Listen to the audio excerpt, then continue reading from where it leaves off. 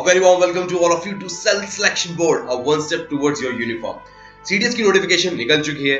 आपके पास कई सारे सवाल होंगे, उसमें से एक होगा फॉर्म कैसे फिल करना है। मैं फॉर्म फिल करने की सारी एक डिटेल नहीं बताने वाला, बट एक बहुत ही इंपॉर्टेंट चीज है वो आपको बताऊंगा, वो चीज कैसे फिल करनी है, और वो है अकेडमी ऑप्शन कैसे भरने हैं। भाई आपके पास चार ऑप्शन होते हैं, AFA, INA, IMA and OTA. इनको कैसे फिल करना है, ये अगर आपने ढंग से फिल नहीं किए तो आपका जो सपना है आर्म फोर्स ज्वाइन करने का, चाहे आप कोई सी भी एकेडमी ज्वाइन करना चाहते हो, वो नहीं हो पाएगा।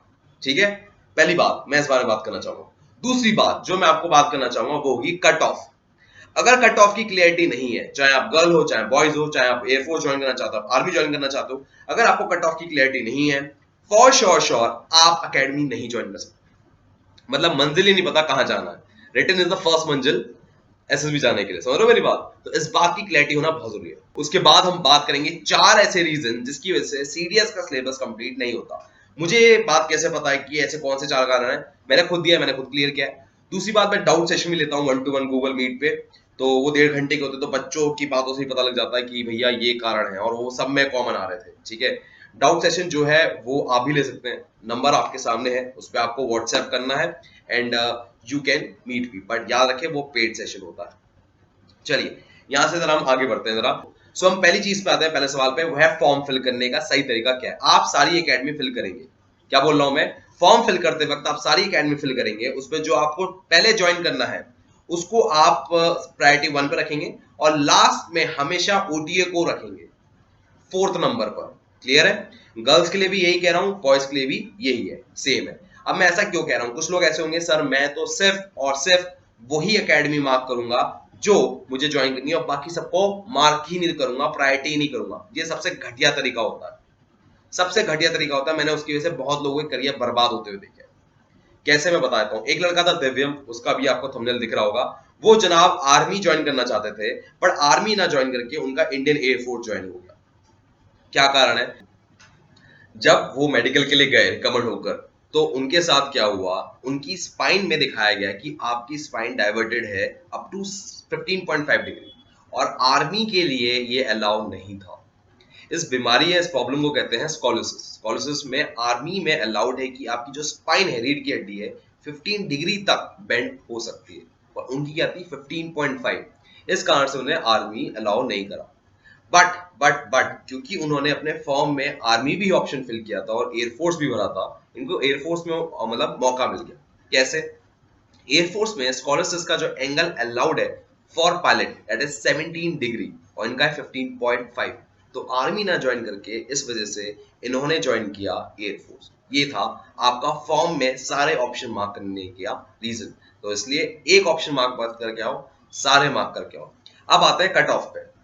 देखो, कट ऑफ की क्लियरिटी होना बहुत जरूरी है अगर आप सीडीएस निकालना चाहते हो, यूनिफॉर्म मिलना, एकेडमी ज्वाइन करना, ये तो बात की बात है। सबसे पहले आपको पता होना चाहिए आपकी कट ऑफ क्या हो। आपकी कट ऑफ ओटी की मान के चले तो वो होती है अराउंड 98 टू 110। आईएमए की देखें तो 135 अराउंड, एंड अगर हम आईएनए की देखें, इंडियन नेवल एकेडमी, 125, और एयरफोर्स की देखें तो अराउंड 150। ये है पूरी यहाँ पर आपके लिए जर्नी। अगर आपको ये टारगेट नहीं समझ में आएगा, अगर आपके दिमाग में क्लियरिटी नहीं है, तो आप हमेशा इससे बिलो मार्क करोगे।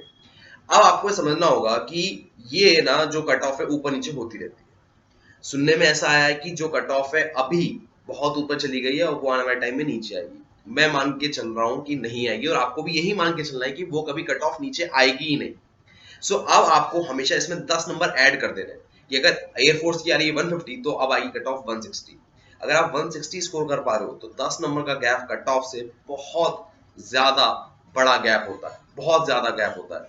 तो आपके लिए आसानी से मेरिट में आना प्लस रिटर्न निकालना आसान हो गया, and this a pretty safe score. इस स्कोर को कैसे अचीव करेंगे इस बारे में हम बाद में बात करेंगे।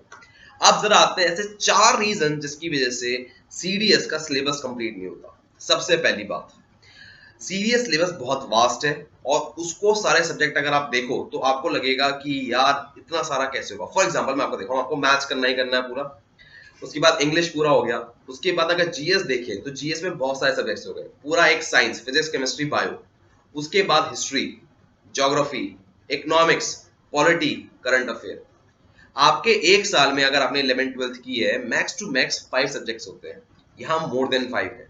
इसलिए छोटे टाइम में इतना सारा काम करना बहुत मुश्किल हो जाता है और आपके पास तो महीने ही 2 या 3 महीने ही बाकी रह गए। अब जरा यहाँ से आगे बढ़ते हैं।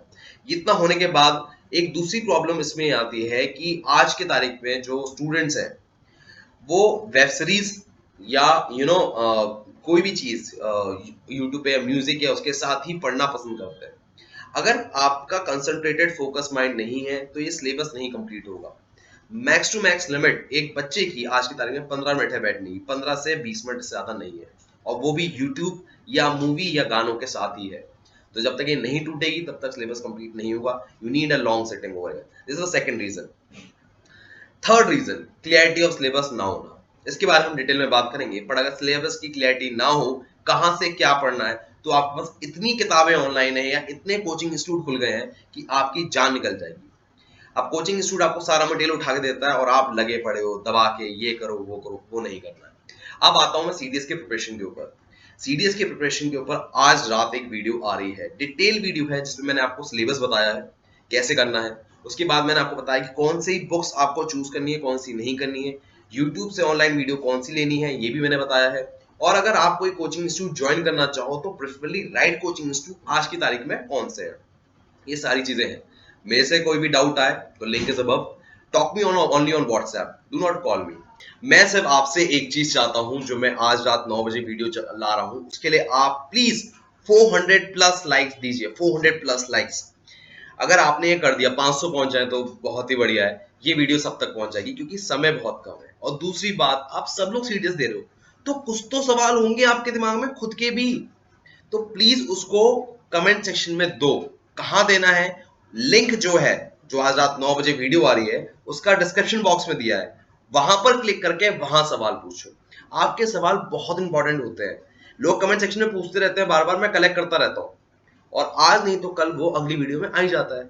हर हफ्ते 1 या 2 वीडियो लाता हूं, उसमें आपके क्वेश्चन जरूर होंगे। मैं लेता हूं आपसे विदा। Take care, bye bye. और मिठाई खिलाना मत भूलना जब आपका सिलेक्शन हो। आई एम वेटिंग, नंबर ऊपर है, याद रखना मेरा।